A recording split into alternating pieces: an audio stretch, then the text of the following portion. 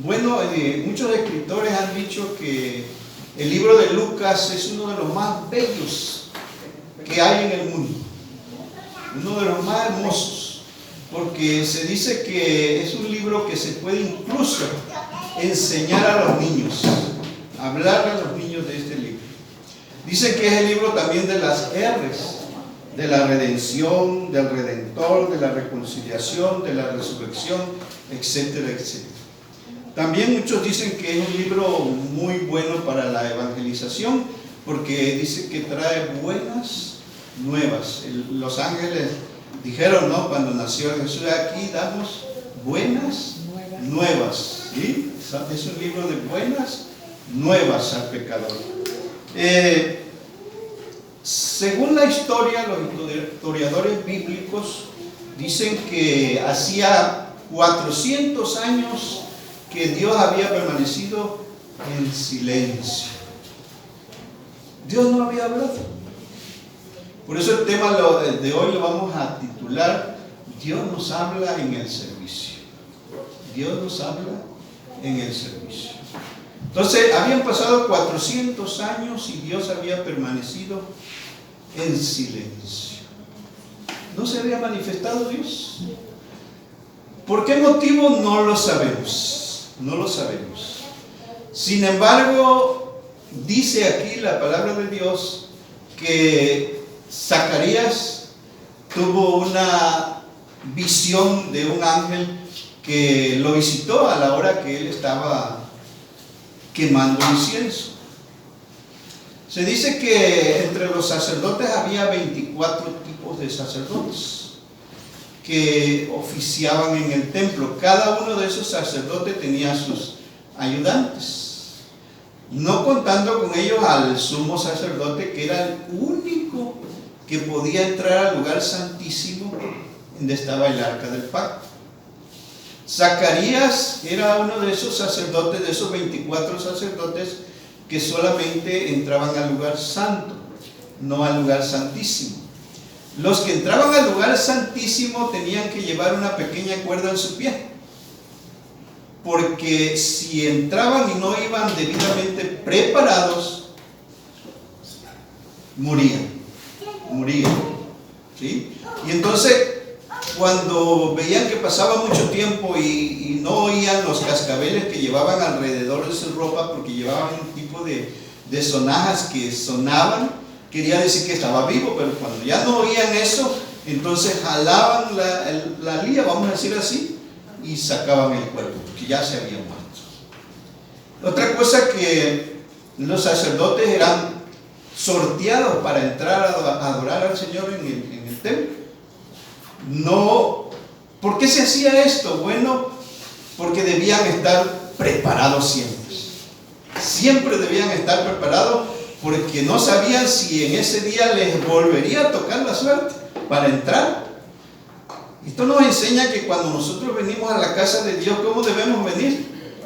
Bien preparados. Bien preparados. Porque vamos a estar en la misma presencia del Señor. ¿Sí? Bien preparados. Hay veces que nos ponemos el perfume para cuando éramos novios, ¿no? Nos poníamos el mejor perfume, el mejor desodorante y íbamos con la novia. ¿Cómo debemos venir a la casa del Señor? Oliendo a sudor, bien bañaditos, la mejor ropita, que sintamos. Yo la verdad hoy me he sentido muy bien. La otra vez que vine igual, no vino Rafa, no vinieron algunos, pero yo me sentí muy bien. El culto aquí es bueno, es edificante. Uno sale de aquí lleno de la palabra de Dios. Y aquí hay muchos siervos de Dios que son personas muy consagradas al Señor. Eso me da gusto. Y hermanos, el matrimonio de Zacarías y Elizabeth era un matrimonio ejemplar. No perfecto. No perfecto. No existe matrimonio imperfecto, hermanos. El que diga mi matrimonio es lo máximo o es lo perfecto, no es cierto, no existe. Pero sí, Zacarías es un ejemplo de un matrimonio del cual Dios se agradaba. Dice el pasaje, dice que no tenía nada que reprocharles. Quiere decir que era un matrimonio que se esforzaba por darle lo mejor al Señor. Por darle lo mejor al Señor. Qué bueno que aquí en este lugar hay matrimonios, hay familias que vienen y quieren darle lo mejor al Señor. Eso es bueno. La hermana Hilda, como me da gusto. Yo oraba hace tiempo y decía, ¿por qué la hermana Hilda no se reúne mejor ahí? Y ve, aquí está. Y también el otro día que vine había miedito porque decían, se va a inundar el lugar. Y yo le dije al Señor, Señor, permíteme estar ahí en Pan de Vida. Y ven, miren el sol que hay ahorita. Gloria a Dios. Gloria a Dios. Entonces, hermanos, Zacarías y Elizabeth eran un matrimonio ejemplar. No había reproche de parte de Dios en sus vidas. Pero siempre hay un pero, ¿verdad? Siempre hay un pero. Y ahí en el versículo 7 del pasaje que leímos dice, pero no tenían hijo. No habían sido papás. Y bueno, este matrimonio se cree que durante su periodo de juventud, de su tiempo fértil, habían pedido a Dios por un hijo. Pero el tiempo había pasado y Zacarías oraba al Señor. Algunos historiadores dicen que Zacarías era la primera vez que entraba al templo de Dios. No había entrado. Y ya tenía 92 años de vida. Y no le había tocado la suerte de entrar al lugar santo. No había pasado eso. Y de repente se da que él tiene que entrar a quemar incienso al lugar santo. Y bueno, dice, algunos dirían, bueno, pues ahí era aprovechado, ¿no? Era el momento. Pero la historia nos dice que ya Zacarías ya no lo pedía a Dios por ese hijo. Ya no lo hacía. Ahora, ¿por qué ya no lo hacía Zacarías? Bueno, algunos dicen, bueno, era lógico, ¿no? Una cosa era la lógica y otra cosa era la edad. La lógica es que decía, bueno, ya mi esposa es grande, yo ya soy grande, pues es lógico, ya pasó el tiempo, ya debemos mejor. Dicen los historiadores, Zacarías y Elizabeth ya habían hablado, ya habían platicado, ya habían dicho, bueno, pues ya no pasó, ya ni modos. Pero eso es una enseñanza también muy bonita para nosotros, porque ellos no se desanimaron en su fe. Ellos siguieron sirviendo al Señor, aunque el Señor no les había dado aquello que tanto anhelaban, un hijo.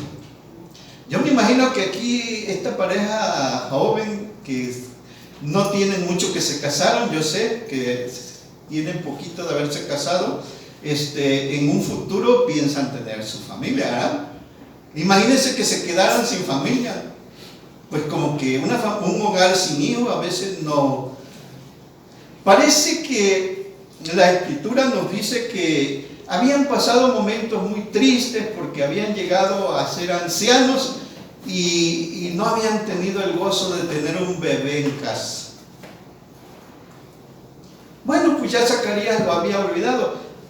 Algunos pensarían, no, pues ahora que entra al templo, a la misma presencia de Dios, que solo una cortina muy gruesa dividía el lugar santo del lugar santísimo, pues era la oportunidad de decirle a Dios, no, Señora, dame un hijo. ¿Por qué? Porque él sabía que en el pasado de la historia del pueblo de Dios habían familias, hogares donde había también esterilidad y la familia habían tenido hijos. Denme un ejemplo. Les dije que le iba a preguntar, ¿verdad? Sara, ¿sí? Ya eran grandes. Rebeca también. Ya eran grandes y tuvieron hijos. Así que había un historial y Zacarías lo sabía, que para Dios no había nada imposible. Para Dios no había nada imposible. Y hermano, fíjense, en la historia del pueblo judío, una mujer estéril era la vergüenza de un hogar. Era triste, porque los judíos tenían el pensamiento de que cuando una mujer era castigada, según ellos, con la esterilidad, era porque habían cometido algún pecado grave en su vida. Y la pobre Elizabeth sufría por eso. Cada que iba al templo a adorar, pues se sentía mal porque el pueblo se la quedaba mirando y decían: ve, llegó a vieja y nunca tuvo un hijo. Posiblemente eso pasaba porque a veces sucede. Y la miraban ya anciana y a su esposo y decían: ay, pobrecito, Dios los castigó. Pero algo va a haber por ahí malo, ¿verdad?, que cometieron. Ese era el pensamiento del pueblo. Así que una mujer que no tenía hijos sufría. Y por lo tanto también el esposo, porque también era señalado. ¿Sí? Ahí hay algo oscuro en esa familia. Y nosotros sabemos que no era así, hermanos, porque Dios tenía sus propósitos y tenía sus tiempos. A veces nosotros queremos todas las cosas instantáneas, ¿no? Rápido. Es por eso que Zacarías, por eso les digo que no era un matrimonio perfecto, porque no habían dicho: bueno, todavía hay posibilidades, para Dios no hay nada imposible. Zacarías, ahora que te va a tocar entrar al lugar santo, pídele a Dios lo que no nos ha dado. No hubo eso. Ellos ya habían descartado esa posibilidad y seguían sirviendo al Señor. Les digo que ya Zacarías tenía aproximadamente 92 años. ¿Superaba a quién? Abraham. Sí. ¿Cuántos años tenía Abraham? 90. Él tenía 92. Así que posiblemente dijo: no, pues ya pasé de los 90, ya eso vamos a dejarlo en el pasado. Y bueno, sucede, Dios, fíjense cómo Dios se manifiesta, hermanos, cuando nosotros vamos a su santuario, vamos a su templo.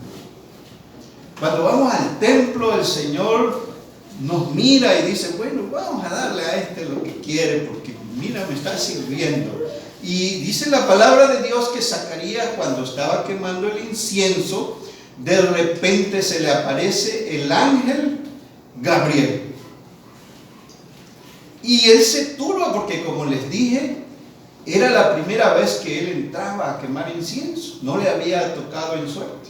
Así que cuando ve él al ángel, quizás empezó a temblar y dijo: hasta aquí llegué. Pero acuérdense que no había reproche en la vida de ellos de parte de Dios, así que no había nada que temer. Otra cosa era que cuando un ángel, ¿en qué parte se le presentó el ángel? ¿Izquierda o derecha? A la derecha. Ustedes saben que cuando un ángel se presentaba del lado derecho implicaba buenas noticias, eran buenas noticias. Zacarías lo sabía, pero con el miedo hasta se le olvidó. Y él pensó y dijo: ay, Padre Santo, ¿qué irá a pasar, no? ¿Qué irá a pasar conmigo? Y entonces el ángel le tuvo que decir: Zacarías, no tengas miedo, no tengas temor, yo te traigo buenas noticias. Dice Dios que ha oído tu oración y que tu esposa va a tener un hijo tuyo. Qué preciosa noticia, ¿no? Y Zacarías pues dice: pues yo ya me había olvidado hasta de eso. Pero Dios no se olvida. Dios no se olvida. Dios siempre tiene presentes sus promesas. Tal vez a veces nosotros nos cansamos.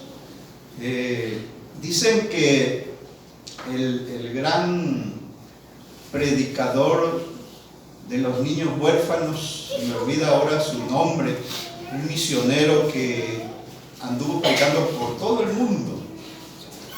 Dicen que él tenía un amigo que tenía 2 hijos que eran inconversos. El papá sí era creyente, pero los hijos no eran creyentes.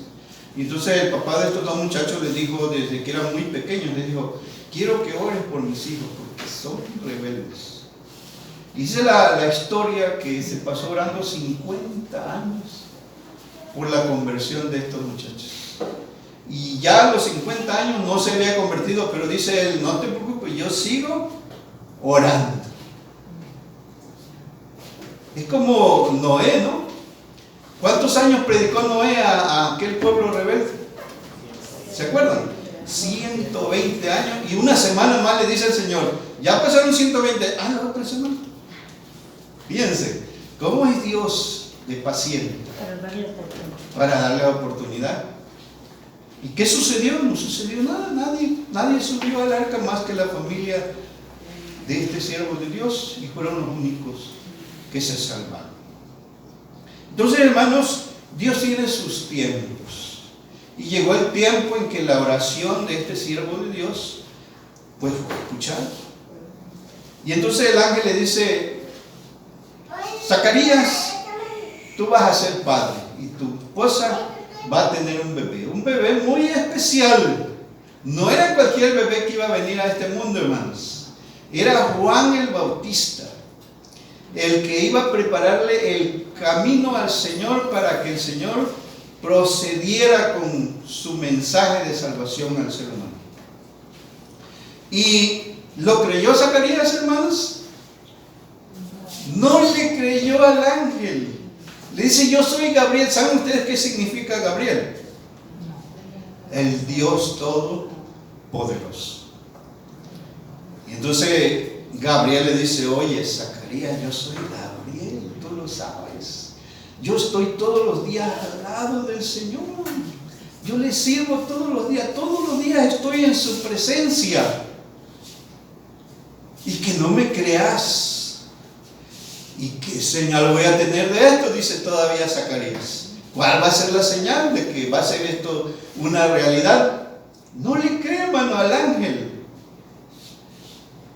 No es que a veces, hermanos, nuestra lógica dice: no, esto está muy difícil. No, ya pasó el tiempo, ya no va a pasar nada. Y a veces nuestra lógica nos hace pensar en que eso o aquello que queremos es imposible. Y hermanos, cuando Dios hace una promesa, la cumple. Dice la historia que los nombres de Zacarías y Elizabeth, miren cómo significan su nombre. Zacarías significa Dios recuerda. Dios recuerda. Y Elizabeth significa su promesa. Ahora vamos a unir los dos nombres. Dios recuerda su promesa. Dios les había prometido en el pasado un hijo, y ahora llegó el momento de cumplirlo. ¿Por qué lo hace Dios hasta esta edad? Para que vean que para Él no hay nada imposible. Para Él todo es posible, hermanos. ¿Por qué será que si para Dios no hay nada imposible, hoy en nuestro día hay tanta esterilidad espiritual? Vivimos en una sociedad estéril en cuanto a la fe en Dios. Y aún, hermano, tristemente dentro de la iglesia hay personas que son estériles espiritualmente hablando. Les hace falta esa fe en Dios, capaz de transformar sus vidas. Yo le doy gracias a Dios porque el Señor ha tenido esta pequeña arca aquí por muchísimos años. El consistorio está preocupado porque ya esta misión ya debe de casarse y ya debe de ser una iglesia. ¿Qué pasó por congregación? Pues sí, pero ya ha pasado mucho tiempo, ¿verdad? Si recordamos, mucho tiempo. Pero bueno, Dios tiene sus tiempos, de eso estamos hablando. No nos apresuremos. Dios tiene sus tiempos. Dicen los grandes peritos bíblicos, dice, Dios habló a los hombres en el tiempo de Noé y nadie escuchó la invitación. No hubo convertidos. Dice, sin embargo, Dios habló a los animales y vinieron al arca. Decía mi esposa, no me decía así, y por pareja, dice. Sí, ¿verdad? Por pareja acá vinieron. Pero Dios llama al hombre y el hombre dice, no, si aquí nunca ha llovido, nunca ha pasado nada como eso, es más, ni conocemos lo que es lluvia. Eso es una gran mentira. Y cuando vino el diluvio, hermanos, todos querían entrar, pero ya la puerta la había cerrado el Señor. Dice un escritor, el arca solo tenía una puerta, y esa puerta era Cristo. Y esa puerta es Cristo el día de hoy. En los evangelios dice el Señor, yo soy la puerta. El que por mí entrare, dice, hallará pastos, tendrá larga vida. Y hermanos, no nos cansemos. Creámosle a Dios que esta misión va un día a llegar a ser una iglesia grande que sirva al Señor. El temor a veces puede llevarnos, hermanos, a caer en una especie de esterilidad espiritual. Cuando se nos da una mala noticia, a veces pensamos lo peor, ¿verdad? Y no debería de ser así. Tenemos que aprender a confiar en Dios. Zacarías, su lógica le dijo, bueno, yo ya soy viejo, mi esposa también ya es grande, pues ya no va a pasar nada. ¿Cómo creen ustedes que se sintió después que el ángel le dice, ¿sabes qué? Por no haber creído, vas a quedar mudo y sordo? Las dos cosas, hermano, mudo y sordo. Aunque aquí en la escritura no lo dice, algunos historiadores bíblicos dicen que también quedó sordo. Y entonces cuando salió a dar la noticia a su esposa, que era la primera a la que él quiso, no pudo. No se pudo, tuvo que hablarle por señas y por señas se comunicaron y pues ya no hubo la oportunidad y la emoción de ir y decirle, ¿sabes qué? Acabo de ver al ángel Gabriel y vamos a tener un bebé en casa. Otra cosa que aprendemos de este pasaje, hermanos, es que dice la escritura que este bebé iba a traer gozo a la familia de Elizabeth y de Zacarías. No siempre los hijos traen a veces alegría al hogar. Hay hogares en donde tristemente los hijos vienen a ser la peor pesadilla para sus padres. Sin embargo, este niño le dice Gabriel, este niño te va a traer gozo. Todo lo que has sufrido en el pasado, lo que has pasado sin un bebé, ahora lo vas a gozar, porque este niño va a traer a tu hogar dicha y felicidad, va a ser gozo. Por eso se dice que el libro de Lucas es uno de los libros que trae gozo, anuncia gozo. Y el ángel le dice, este niño te va a traer dicha y felicidad a tus últimos días de vida, Zacarías, a ti y a tu esposa. También al pueblo de Dios, porque es el que hará que el pueblo de Dios venga en arrepentimiento a los pies del Salvador. O sea que iba a ser un niño, hermanos. Si leemos acá en los versículos más adelante, vamos a ver que este niño iba a traer bendiciones al pueblo de Dios. Bendiciones al pueblo de Dios. ¿Qué traería al pueblo de Dios? La palabra, el arrepentimiento, la búsqueda de Dios, la entrega a Dios. Uno de los mensajes que Juan el Bautista continuamente daba era: arrepiéntanse, arrepiéntanse de sus pecados y vuélvanse a Dios. Ese era el mensaje de Juan el Bautista. Y es el mensaje que hoy Dios quiere que nosotros llevemos a aquel que no le conoce. Dios nos ha prometido, hermanos, que pronto ha de volver. ¿Cómo le aguardamos nosotros? Dice el correo de Israel que al correo de esta ciudad santa llegan miles de cartas cada año. Miles de cartas. Y una de las que más sobresalen en estas cartas, en los pedidos que hacen, es la de que puedan tener un hijo en la familia. Fíjense, las cartas van dirigidas a Dios.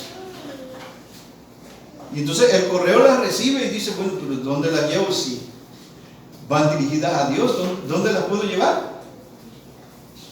Entonces a uno de los trabajadores del correo se le ocurrió, entre muchas miles de cartas, sacar algunas y llevarlas y ponerlas en los huecos que tiene el muro de los lamentos ahí en Jerusalén. Pero pues no se sabe si estas cartas pues han tenido alguna respuesta, pues queda en la incógnita. Pero dice que cada año siguen llegando más cartas. Y las que más resaltan, les digo, es la de los matrimonios que piden el milagro de tener un hijo en la familia. Por supuesto, muchas de esas cartas piden la salud, otras piden un buen trabajo, otras piden economía, etcétera, etcétera. Siempre hay muchos pedidos para Dios. Y hermanos, ojalá que este ejemplo maravilloso que tenemos en esta familia bíblica, una familia ejemplar, no perfecta, recuerden, no perfecta, porque Zacarías, en lugar de creerle a Dios, de creerle al ángel, no le creyó. ¿Le creemos nosotros a Dios? ¿Le hemos creído cuando dice que Él pronto volverá? Debemos creerles.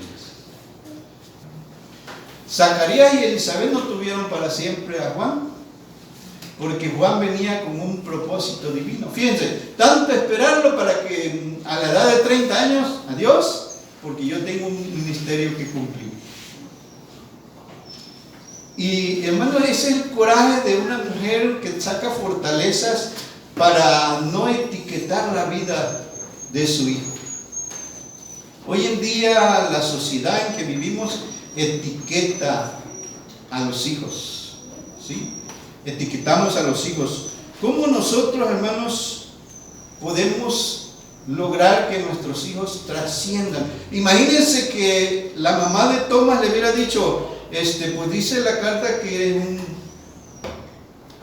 niño con deficiencia mental. ¿Qué hubiera sido de él, no? ¿Saben ustedes cuántos inventos Thomas Alva Edison patentó? 1000 inventos.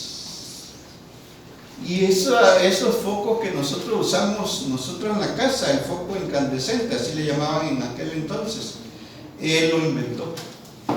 Y gracias a él, bueno, tenemos esos focos, el fonógrafo y muchos inventos, le digo, un poquito más de 1000 inventos.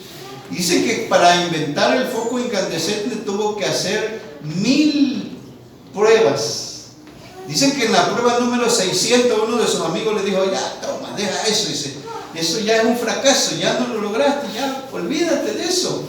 Y entonces Thomas le dijo, cada que no me sale el invento bien, me dice que algo me falta. Y yo voy a seguir, dice. Para mí no es un fracaso. Para mí me dice que debo de seguir adelante.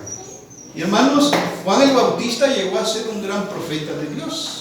Sin embargo, que cuando ya el ministerio de Jesús estaba en su apogeo, él dudó. Y manda a preguntar, ¿no? ¿Eres tú el que había de venir o vendrá otro? Y el Señor le dice, los ciegos ven, los paralíticos andan, y bueno, la gente ha sido sanada de todos los males que tienen. Así le responde el Señor. Y Juan el Bautista dice, sí, es él. Y es necesario que yo mengue, dice, para que él crezca. Dios quiere que esta misión, hermanos, pueda crecer, pueda seguir adelante y puedan llegar a ser una iglesia, y cada familia de las que aquí están representadas puedan ser como estos dos siervos de Dios, esta mujer y este hombre, que no les importó la situación que vivieron, no se entristecieron, siguieron adelante, y finalmente Dios les dio lo que ellos tanto anhelaban. Así a nosotros, hermanos, el Señor nos ha prometido la vida eterna, y un día la habremos de recibir. Que Dios les bendiga.